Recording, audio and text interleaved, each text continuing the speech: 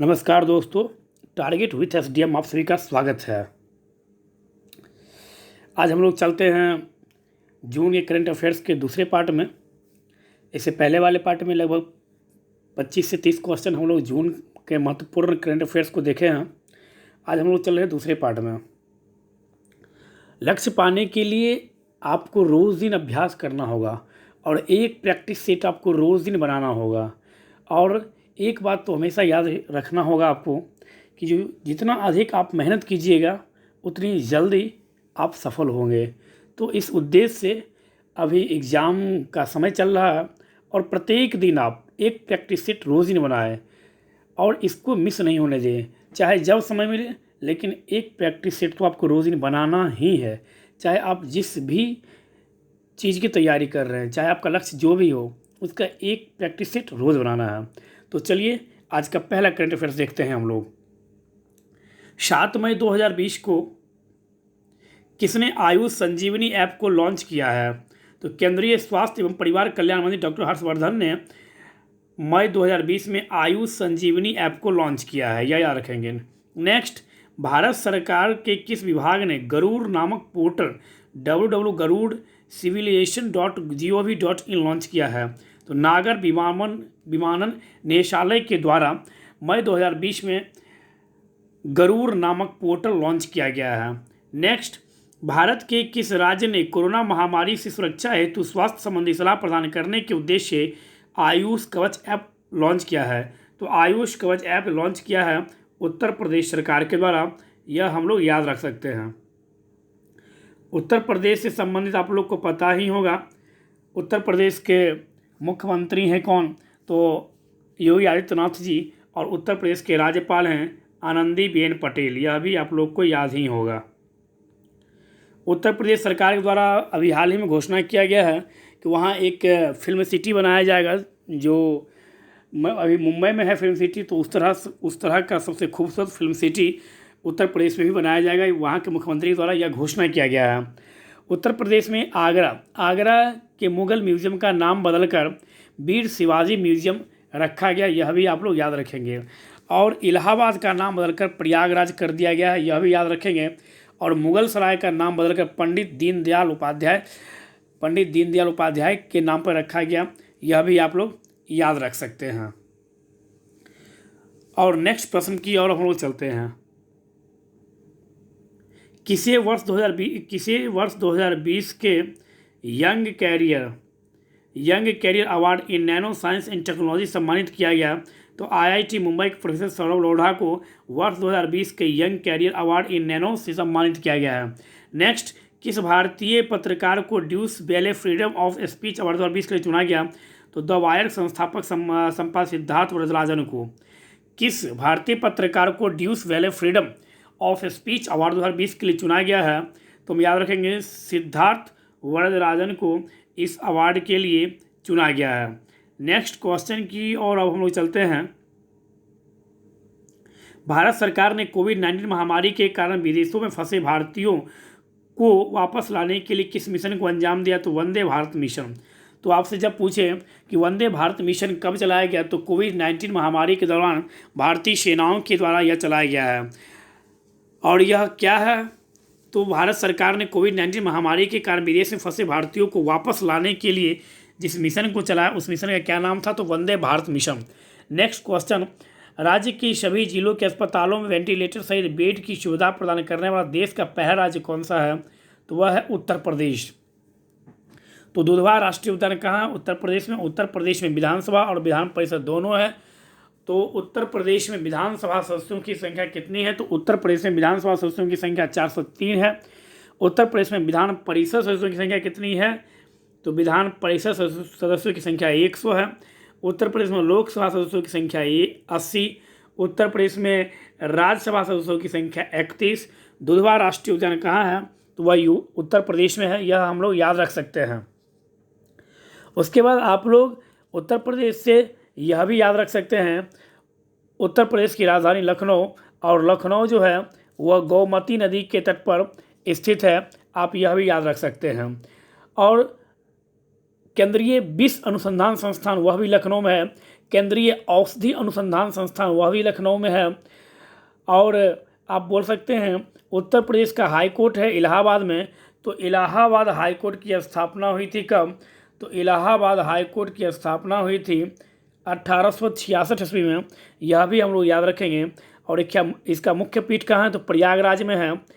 और इसका राज्य क्षेत्र अधिकारिता जो है यह उत्तर प्रदेश है, यह याद रखेंगे हम लोग। तो उत्तर प्रदेश से संबंधित हम लोग कुछ बात को याद रख सकते हैं। अब चलते हैं नेक्स्ट प्रश्न की ओर। नेक्स्ट प्रश्न है, नेपाल सरकार द्वारा जारी नए राजनीतिक मानचित्र में भारत के किन स्थानों को नेपाल के स्वायत्त क्षेत्र में दिखाया गया है? लिपुलेख, कालापानी और लिम्पियाधुरा। कहने का मतलब है कि हाल ही में नेपाल के द्वारा एक नया मानचित्र जारी किया गया है जिसमें भारत के क्षेत्रों, मतलब क्या भारत सरकार इसे अपने क्षेत्र में दिखा रही है, जबकि नेपाल द्वारा जो नया मानचित्र जारी किया गया वह नेपाल अपने क्षेत्र में दिखा रहा है। किसको? तो लिपुलेख, कालापानी और लिम्पियाधुरा। तो इस पर इसे समझने के लिए आप मेरा एक स्पेशल वीडियो इस पर बनाया गया है, जब नेपाल के द्वारा जो मानचित्र जारी किया गया था उस वीडियो के जाकर प्लेलिस्ट में आप लोग देख सकते हैं। तो विस्तार पूर्वक उसमें समझाया गया है इस चीज़ को। तो अभी तत्कालिक आप यह याद रखें कि लिपुलेख, कालापानी और लिम्पियाधुरा को नेपाल के स्वायत्त क्षेत्र में दिखाया गया है। नेक्स्ट, किस हवाई अड्डे ने भारत और मध्य एशिया में सर्वश्रेष्ठ क्षेत्रीय हवाई अड्डे के लिए स्काई ट्रैक्स विश्व एयरपोर्ट पुरस्कार 2020 जीता? तो केम्पेगौड़ा अंतर्राष्ट्रीय हवाई अड्डा बेंगलौर। कौन सा हवाई अड्डा अभी हाल ही में स्काई ट्रैक्स विश्व एयरपोर्ट अवार्ड जीता? तो हम लोग याद रखेंगे बेंगलौर हवाई अड्डा। नेक्स्ट क्वेश्चन के ओर हम लोग चलते हैं। किस राज्य की सोहराई खोबर पेंटिंग और तेलिया रुमाल को भौगोलिक संकेतक रजिस्ट्री द्वारा जीआई टैग दिया गया है? तो झारखंड और तेलंगाना। तो सोहराई खोबर पेंटिंग कहाँ की है? तो सोहराई खोबर पेंटिंग यह झारखंड की है। और तेलिया रुमाल को, तो तेलिया रुमाल कहाँ की है? तो हम लोग याद रखेंगे तेलिया रुमाल जो है वह तेलंगाना की है। तो यह भी हम लोग याद रख सकते हैं। तो झारखंड से समझ लीजिए, झारखंड के राज्यपाल हैं द्रौपदी मुर्मू और झारखंड के मुख्यमंत्री हैं हेमंत सोरेन। यह भी आप लोग याद रखेंगे।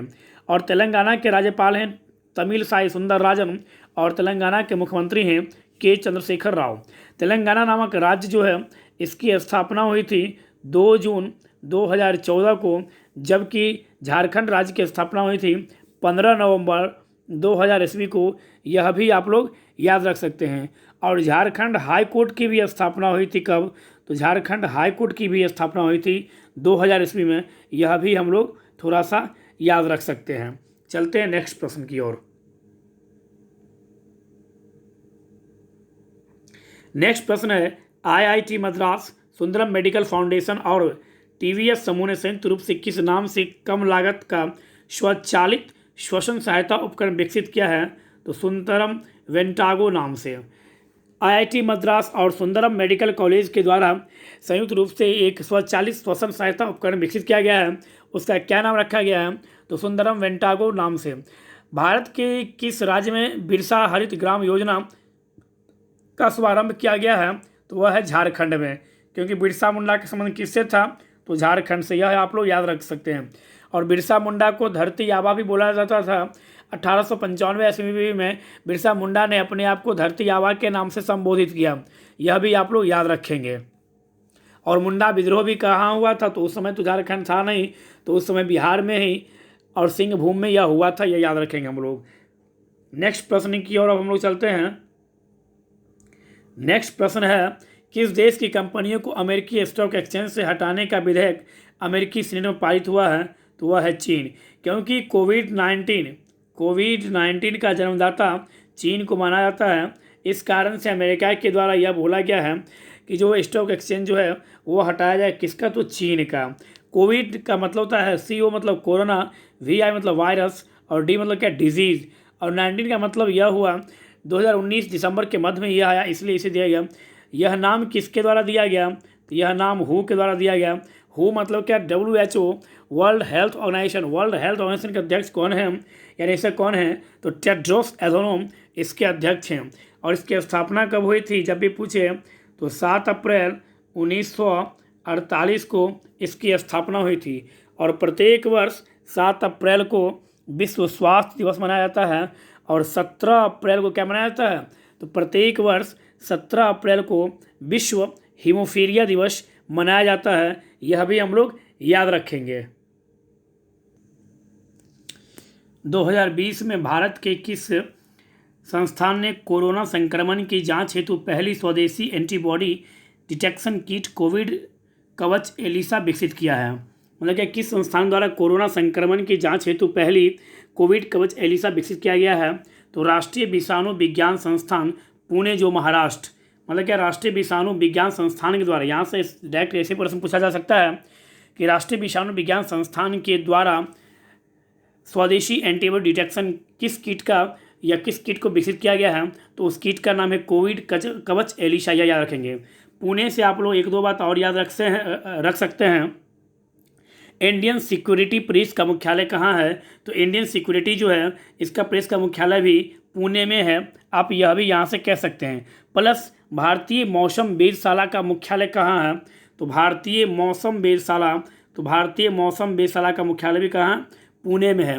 पुणे क्या मतलब महाराष्ट्र। महाराष्ट्र के राज्यपाल हैं भगत सिंह कोश्यारी, यह भी आप याद रख सकते हैं। और महाराष्ट्र के मुख्यमंत्री हैं उद्धव ठाकरे, आप यह भी याद रख सकते हैं। महाराष्ट्र से आप याद रख सकते हैं महाराष्ट्र की लोक कला शैली है रंगोली। रंगोली कहाँ की लोक कला शैली है?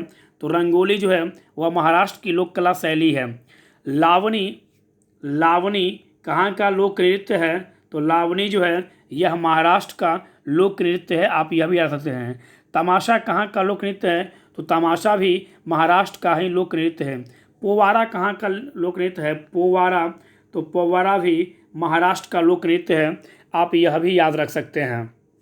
दूसरी बात आपको यहाँ से यह याद रखना है, बाल गंगाधर तिलक जी के द्वारा जो होम रूल लीग की जो शुरुआत की गई वह भी महाराष्ट्र के पुणे से ही शुरुआत किया गया, जबकि होम रूल लीग की शुरुआत एनी बेसेंट के द्वारा जो है यह इनके द्वारा मद्रास में किया गया, आप यह भी याद रख सकते हैं। यहाँ से महाराष्ट्र से आपको यह भी याद रखना है, महाराष्ट्र जो है यहाँ द्विसदनीय शासन व्यवस्था है। कहने का मतलब क्या है, यहाँ पर विधानसभा और विधान परिषद दोनों यहाँ पर शामिल है, आपको यह भी याद रखना है। महाराष्ट्र 2011 की जनगणना के अनुसार भारत में सबसे अधिक जनसंख्या वाले स्थान में दूसरा राज्य है महाराष्ट्र का, आपको यह भी याद रखना है। महाराष्ट्र में कुल लोकसभा सीट की संख्या कितनी है? तो महाराष्ट्र में कुल लोकसभा सदस्यों की संख्या 48 है, आप यह भी याद रख सकते हैं। पश्चिमी घाट के जो दर्रे हैं थाल घाट दर्रा, आप थाल घाट दर्रा से याद रख सकते हैं। थाल घाट दर्रा नासिक एवं मुंबई के बीच संपर्क जोड़ता है। नासिक एवं मुंबई के बीच थाल घाट दर्रा स्थित है। भोर घाट दर्रा जो मुंबई एवं पुणे के बीच संपर्क जोड़ता है। एक है भोर घाट दर्रा जो मुंबई एवं पुणे के बीच संपर्क जोड़ता है, और यह जो दर्रा है यह भारत के पश्चिमी तट के या पश्चिमी घाट के दर्रा हैं, आप यह भी याद रख सकते हैं। दक्कन का पठार कहाँ है? जब भी पूछे आपसे दक्कन का पठार, तो दक्कन के पठार महाराष्ट्र में स्थित है, और यह जो पठार है यह ज्वालामुखीय बैसाल्ट चट्टानों का बना हुआ, यह भी याद रखेंगे। और यह किस मिट्टी के लिए? तो यहाँ पर काली मिट्टी पाया जाता है, आप यह भी याद रखेंगे। और इस पठार के पूर्वी भाग को हम लोग क्या कहते हैं? तो इस पठार के पूर्वी भाग को हम लोग विदर्भ कहते हैं, आप यहाँ से यह भी याद रख सकते हैं। तो कुछ महाराष्ट्र से कुछ आप लोग राष्ट्रीय उद्यान के बारे में भी जान लीजिए। वैसे अब आपको राष्ट्रीय उद्यान बार बार रिवीजन करते करते अब तो आपको याद भी हो गया होगा। मेरे बोलने से पहले आप लोग बोल दीजिएगा। संजय गांधी मतलब क्या बोरीवली राष्ट्रीय उद्यान महाराष्ट्र, पेंच राष्ट्रीय उद्यान महाराष्ट्र, तदोबा राष्ट्रीय उद्यान महाराष्ट्र, गुगामल राष्ट्रीय उद्यान महाराष्ट्र, नवेगांव राष्ट्रीय उद्यान महाराष्ट्र, चंदौली राष्ट्रीय उद्यान महाराष्ट्र। तो यह सब नाम अब आपको पूरा सेटअप हो गया होगा, क्योंकि हर एक वीडियो में जिस वीडियो में यदि महाराष्ट्र का चर्चा किया था तो महाराष्ट्र से संबंधित जो भी राष्ट्रीय उद्यान है उसको हम बोल देते हैं। तो आपके मन में यह नहीं आना चाहिए कि एक ही बात को आप कितना बार बोलते हैं। जितना बार बोलते हैं, जिनको नहीं अच्छा लगता वो इसको मत सुने, वो आगे बढ़ा ले वीडियो को। लेकिन यदि आप सुनते हैं तो वो खराबी नहीं करेगा, क्योंकि यदि आप सुनते हैं तो आपका क्या होगा, रिवीजन हो जाएगा। तो थोड़ा सा देख लीजिए अब महाराष्ट्र में कौन सा वन्य जीव अभ्यारण्य है, यह भी थोड़ा सा देख लीजिए। महाराष्ट्र से चर्चा आया है तो महाराष्ट्र में वन्य जीव अभ्यारण्य है कलसूबाई हरिश्चंद्र घाट। वन्य जीव अभ्यारण्य कहाँ है? तो महाराष्ट्र में मेलघाट वन्य जीव अभयारण्य कहाँ है? तो मेलघाट वन्य जीव अभयारण्य महाराष्ट्र में है। नागजीरा वन्य जीव अभयारण्य कहाँ है? तो नागजीरा वन्य जीव अभयारण्य महाराष्ट्र में है। पेनगंगा वन्य जीव अभयारण्य कहाँ है? तो पेनगंगा वन्य जीव अभयारण्य महाराष्ट्र में है। यह भी याद रखेंगे हम लोग। अब चलते हैं नेक्स्ट प्रश्न की ओर। नेक्स्ट प्रश्न है, कोविड-19 महामारी से आधिकारिक रूप से मुक्त घोषित होने वाला पहला यूरोपीय देश कौन सा है? तो स्लोवेनिया पहला यूरोपीय देश है जो कोविड-19 से मुक्त मतलब क्या होने की घोषणा की है। नेक्स्ट प्रश्न चलते, किस देश की संसद में मुद्रा रियाल का नाम परिवर्तित करके तोमन करने हेतु विधेयक पारित किया गया? तो ईरान। यह बहुत ही महत्वपूर्ण प्रश्न है। किस देश के द्वारा रियाल का नाम बदलकर तोमन करने हेतु विधेयक पारित किया गया? तो ईरान। आप लोगों का यहाँ पर प्यारा सा प्रश्न है, ईरान की राजधानी कहाँ है? यह आप लोगों को बताना है। नेक्स्ट प्रश्न की ओर चलते हैं हम लोग। केंद्रीय मानव संसाधन विकास मंत्री रमेश पोखरियाल निशंक ने कोविड-19 महामारी के दौरान छात्र समुदाय की समस्याओं के समाधान करने के उद्देश्य से किस केंद्रीय विश्वविद्यालय की हेल्पलाइन भरोसा की शुरुआत की है? तो ओडिशा केंद्रीय विश्वविद्यालय की। कहने का मतलब यह शिक्षा मंत्री जो हमारे हैं रमेश पोखरियाल जी, उनके द्वारा छात्र समुदाय की समस्याओं के समाधान के उद्देश्य से किस केंद्रीय विश्वविद्यालय की हेल्पलाइन भरोसा की शुरुआत की गई है? तो ओडिशा केंद्रीय विश्वविद्यालय की। यहाँ पर से आप लोग यह याद रख सकते हैं। तो ओडिशा से संबंधित हम लोग कुछ बात को देख लेते हैं। ओडिशा से संबंधित कुछ बात यह देखेंगे हम लोग। जो सबसे पहले तो हम लोग यह देखेंगे कि ओडिशा जो राज्य है यह बिहार से कब अलग हुआ? तो यह अलग हुआ 1936 में। आप सबसे पहली बात तो आपको यह याद रखना है। दूसरी बात, अब आपको यहाँ पर से यह देखना है कि ओडिशा के राज्यपाल कौन हैं? तो ओडिशा के राज्यपाल है प्रोफेसर गणेशी लाल जी। और यहाँ के मुख्यमंत्री कौन हैं? तो यहाँ के मुख्यमंत्री हैं नवीन पटनायक जी। तो यह भी आप याद रखेंगे ओडिशा से। नेक्स्ट आप यहाँ पर ओडिशा से आप यह भी याद रखेंगे, भीतरकनिका वन्यजीव अभयारण्य कहाँ है? तो भीतरकनिका वन्यजीव अभयारण्य उड़ीसा में है। चिल्का वन्यजीव अभयारण्य कहाँ है? तो यह भी उड़ीसा में है। गहीरमाथा वन्यजीव अभयारण्य कहाँ है? तो गहीरमाथा वन्यजीव अभयारण्य भी उड़ीसा में ही है। नंदनकानन वन्यजीव अभयारण्य उड़ीसा में है। शिमलीपाल वन्यजीव अभयारण्य यह भी उड़ीसा में है। आप उड़ीसा से इन बातों को याद रख सकते हैं। दूसरी बात, उड़ीसा से आपको यह भी याद रखना होगा कौन सा राष्ट्रीय उद्यान है? तो भीतरकनिका राष्ट्रीय उद्यान उड़ीसा में है। और शिमलीपाल जो सबसे महत्वपूर्ण है यह भी उड़ीसा में है। आप यह भी याद रख सकते हैं। जब भी पूछे उड़ीसा राज्य का स्थापना कब हुआ? तो उड़ीसा राज्य का जो स्थापना है वह 1 अप्रैल 1936 को हुआ। आप यहाँ पर से यह भी याद रख सकते हैं। अब हम लोग चलते हैं नेक्स्ट प्रश्न की ओर। तो नेक्स्ट प्रश्न क्या बोल रहा है अब हमको वो देखना है। नेक्स्ट प्रश्न बोल रहा है कि जो राष्ट्रीय औसत मूल्य निर्धारण प्राधिकरण NPPA द्वारा भारत के किस केंद्र शासित प्रदेश में मूल्य निगरानी और संसाधन इकाई की स्थापना की गई? तो जम्मू एंड कश्मीर में। राष्ट्रीय औसत मूल्य निर्धारण प्राधिकरण द्वारा भारत के किस केंद्र शासित प्रदेश में मूल्य निगरानी और संसाधन इकाई PMRU की स्थापना की गई? तो वह राज्य कौन सा? तो जम्मू कश्मीर। जम्मू कश्मीर से आप लोग थोड़ा सा देख लीजिए तो आप लोग को याद ही होगा 31 अक्टूबर 2019 को जम्मू कश्मीर से धारा 370 और अनुच्छेद 370 को समाप्त कर दिया गया है। यह हम लोग याद रखेंगे। और अब जम्मू कश्मीर के पहले उपराज्यपाल जब पूछे कौन थे तो आप लोग को याद होगा मुर्मू जी। इससे पहले जो प्रैक्टिस सेट हुआ था उसमें इनका नाम बताया गया। जो वर्तमान में कौन है? तो जो वर्तमान में कैग के अध्यक्ष बनाए गए हैं। तो आप लोगों से यहाँ पर प्रश्न है कि वर्तमान में भारत के कैग के अध्यक्ष या कैग के निदेशक किन्हें बनाया गया है? अभी वर्तमान में जम्मू एंड कश्मीर के राज्यपाल कौन हैं? तो वर्तमान में जम्मू एंड कश्मीर के राज्यपाल हैं मनोज सिन्हा जी। दूसरी बात आप याद रख सकते हैं, जम्मू एंड कश्मीर का जो सीमा है वह पाकिस्तान से भी संपर्क करता है और जम्मू एंड कश्मीर का सीमा चीन से भी संपर्क करता है और जम्मू एंड कश्मीर का सीमा अफ़गानिस्तान से भी लगा हुआ है। आप यह याद रखेंगे। दूसरी बात आप यहाँ से यह भी याद रखेंगे, जम्मू कश्मीर हाई कोर्ट की स्थापना कब हुई? तो जम्मू कश्मीर हाई कोर्ट की स्थापना 1928 में हुई। आप यहाँ से यह भी याद रख सकते हैं। दूसरी बात आप यहाँ से यह भी याद रख सकते हैं, जम्मू एंड कश्मीर से आप थोड़ा सा आप यह भी याद रख सकते हैं, जम्मू एंड कश्मीर केसर उत्पादन में भारत में पहला स्थान है किसका? तो केसर उत्पादन में पहला स्थान है भारत में जम्मू एंड कश्मीर का। दूसरी बात, डाचीगम राष्ट्रीय उद्यान कहाँ है? तो डाचीगम राष्ट्रीय उद्यान भी जम्मू एंड कश्मीर में है। और किश्तवाड़ राष्ट्रीय उद्यान जो बहुत पूछता है, किश्तवाड़ राष्ट्रीय उद्यान, तो किश्तवाड़ राष्ट्रीय उद्यान भी कहाँ है? तो यह भी जम्मू एंड कश्मीर में है। दूसरी बात, बगलीहार परियोजना कहाँ है? तो बगलीहार परियोजना भी जम्मू एंड कश्मीर में है। तुलबुल परियोजना किस नदी पर है? तो तुलबुल परियोजना झेलम नदी पर है। और झेलम नदी कहाँ पर है? तो झेलम नदी है जम्मू एंड कश्मीर में। मतलब तुलबुल परियोजना कहाँ होगा? तो तुलबुल परियोजना भी जम्मू एंड कश्मीर होगा। दुलहस्ती परियोजना कहाँ है? तो दुलहस्ती परियोजना भी जम्मू एंड कश्मीर में है। आप यहाँ से यह भी याद रख सकते हैं, दुलहस्ती परियोजना कहाँ है? तो जम्मू एंड कश्मीर में। सतलज परियोजना कहाँ है?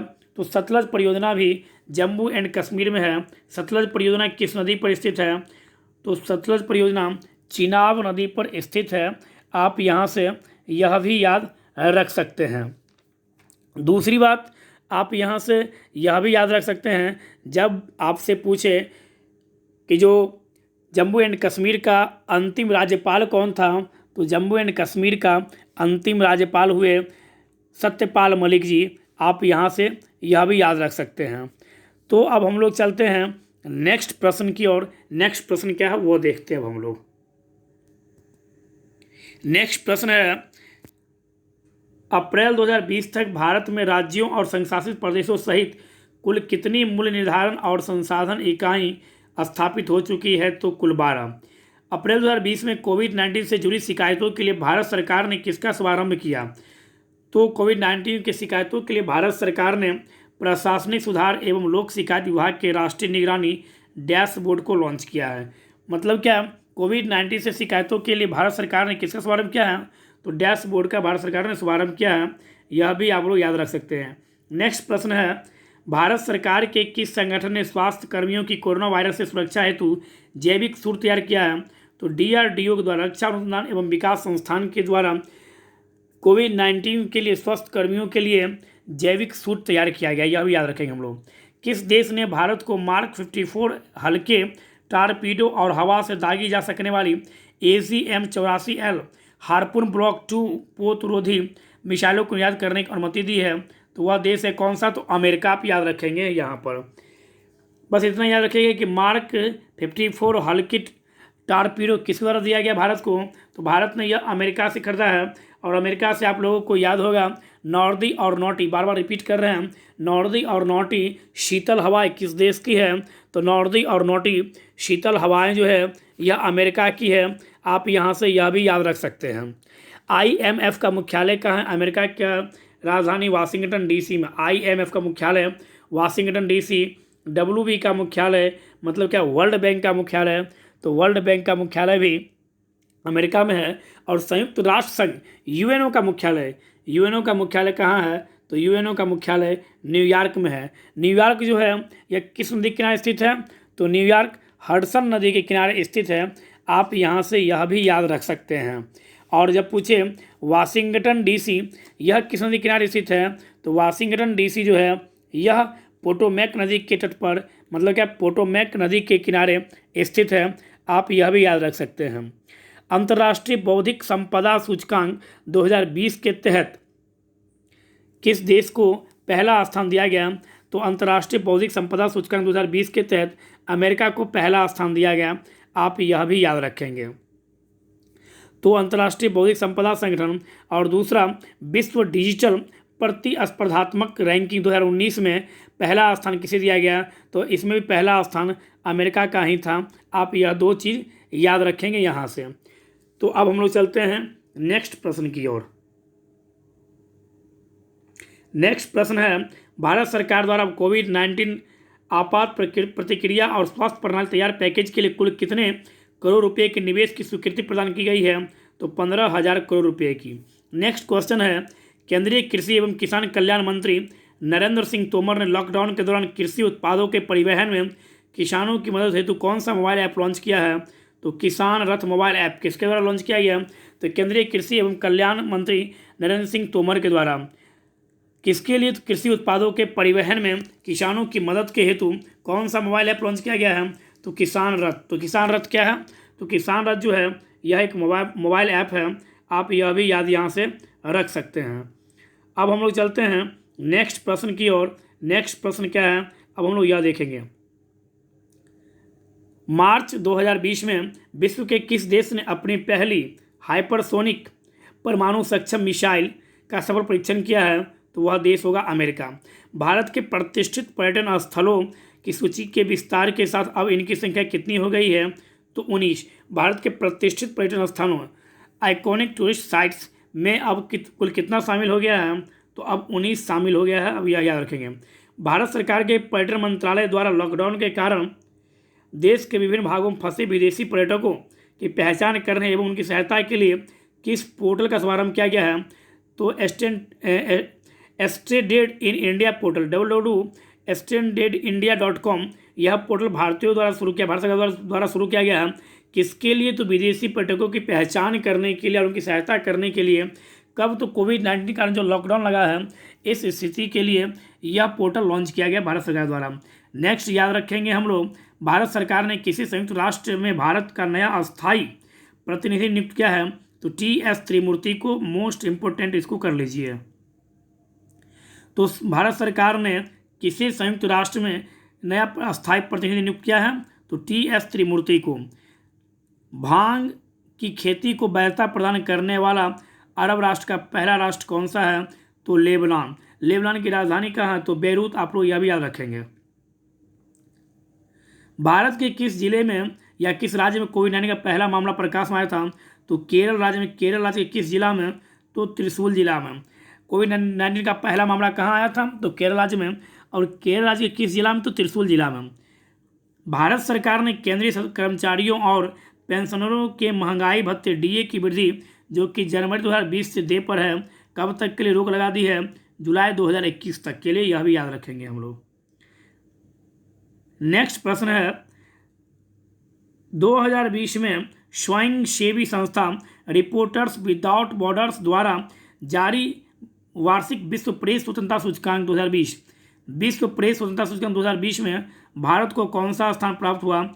तो विश्व प्रेस स्वतंत्रता सूचकांक में आप यह याद रख सकते हैं, विश्व प्रेस स्वतंत्रता सूचकांक 2020 में भारत को 142वां स्थान प्राप्त हुआ। आप यहाँ पर से यह याद रख सकते हैं। तो विश्व प्रेस स्वतंत्रता सूचकांक किसके द्वारा जारी किया जाता है? तो रिपोर्टर्स विदाउट बॉर्डर्स। यह कहाँ की संस्था है? तो यह फ्रांस की संस्था। यह याद रखेंगे। इसमें कुल कितना देश शामिल हुआ? इसमें कुल 180 देश शामिल हुआ था। यह भी हम लोग याद रखेंगे। और नॉर्वे का इसमें पहला स्थान था। विश्व प्रेस स्वतंत्रता सूचकांक में पहला स्थान किस देश का था? तो विश्व प्रेस स्वतंत्रता सूचकांक में पहला स्थान नॉर्वे का था। और 2019 में भारत का स्थान कौन सा था? तो 2019 में भारत का स्थान 140वां था। 2020 में भारत का स्थान 142वां है। आप यहाँ से यह भी याद रख सकते हैं। नेक्स्ट प्रश्न की ओर चलते हैं हम लोग। विश्व बौद्धिक संपदा दिवस कब मनाया जाता है? तो 26 अप्रैल को विश्व बौद्धिक संपदा दिवस मनाया जाता है।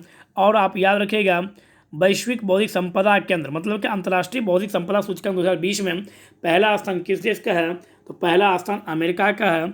आप यहाँ पर यह भी याद रख सकते हैं। और भारत का स्थान कौन सा है इसमें? तो भारत का स्थान है 40वां। आप यहाँ से यह भी याद रख सकते हैं। नेक्स्ट क्वेश्चन है, अप्रैल 2020 में किस देश ने अपने पहले सैन्य उपग्रह नूर-1, यह याद रखिएगा, नूर-1 को सफलतापूर्वक लॉन्च किया है? तो वह देश है ईरान। आपका प्यारा सा प्रश्न, ईरान की राजधानी कहाँ है? नेक्स्ट, राष्ट्रीय लॉकडाउन के दौरान जरूरतमंदों को भोजन उपलब्ध कराने के उद्देश्य से मोदी किचन कौन सा? तो मोदी किचन कहाँ शुरू किया गया है? तो कोयम्बटूर तमिलनाडु में राष्ट्रीय लॉकडाउन मतलब लॉकडाउन के दौरान निःशुल्क व्यक्तियों मतलब क्या गरीब व्यक्तियों को, ज़रूरतमंद व्यक्तियों को भोजन उपलब्ध कराने के उद्देश्य से मोदी किचन शुरू किया गया, जो कहाँ किया गया? कोयम्बटूर तमिलनाडु में। यह भी आप लोग याद रख सकते हैं। नेक्स्ट प्रश्न है, भारतीय सेना ने कोरोना वायरस से निपटने हेतु कौन सा अभियान शुरू किया? तो ऑपरेशन नमस्ते। ऑपरेशन नमस्ते किसके द्वारा चलाया गया? तो भारतीय सेना के द्वारा यह चलाया गया ऑपरेशन नमस्ते। नेक्स्ट, किस बैंक ने अमेजन एलेक्सा और गूगल असिस्टेंट के साथ मिलकर वॉइस बैंकिंग सेवा शुरू की है? तो आईसीआईसीआई बैंक ने यह सेवा शुरू की है। तो इस प्रकार से हम लोग कुछ महत्वपूर्ण करंट अफेयर्स को देखने का प्रयास किए हैं। हम उम्मीद करते हैं कि आप लोगों को यह करंट सीरीज वाला जो सीरीज चल रहा है ये आप लोगों को अच्छा लगा होगा और अच्छा लगता होगा।